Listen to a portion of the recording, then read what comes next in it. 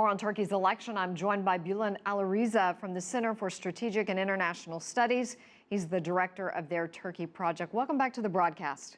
First question right off the top. Is this a referendum on President Erdogan? It was, and he lost it. And why was that? Was it because of his lavish lifestyle? We've seen a lot of reports in the media about this lavish lifestyle. He was criticized for his residence.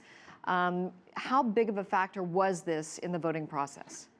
I think that's one of the factors that went into it, but let's go back to August last year when Erdogan, after having won 3 successive elections, decided to run for the presidency.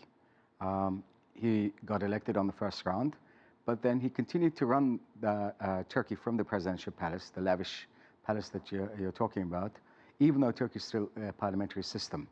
And that created what I call a bifurcation at the top. There was Erdogan as a constitutionally limited president, and there was the prime minister who was supposed to run the country, Mr. Davutoğlu. And eventually, things became very confused, even for the voters of the ruling party. And it made it much easier for all of the opposition parties to actually essentially boil down their message to saying no to Erdogan. He was hoping the Constitution would eventually be changed and that he would have a boost in power. What does this mean for the people of Turkey now that this is not going to happen?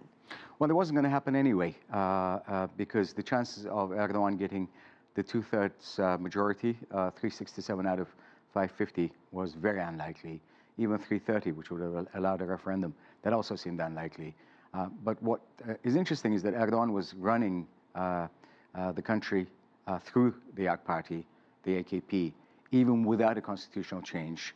So, you know, the question out there is whether Mr. Erdogan will accept the result and basically restrict himself to the Constitution. What choices does he have? I mean, he has to accept the results. Well, he should, but what he could try and do is to keep the AKP as a minority government and then try to run the country through them for a while and then go for early elections.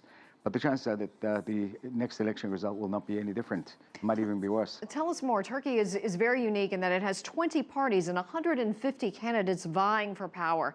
How is the system set up? Well, there are 550 seats that were up in the election. Of the parties, only 4 of them exceeded the 10% national threshold for parliamentary representation. As you know, the AKP just fell short of the 276. They were 18 short, I think. And the key factor was not the second or the third parties, but the 4th party, the Kurdish People's Democratic Party, which exceeded the 10% and essentially took away from the AKP maybe 60, 65 seats. What do you think Erdogan will do with this message that he's been sent?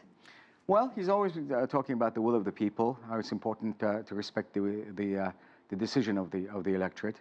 In this case, the electorate has decided by almost 60 to 40 that they wanted a different way of government. And he has to accept that. If he doesn't, we're in for some turbulent times in Turkey.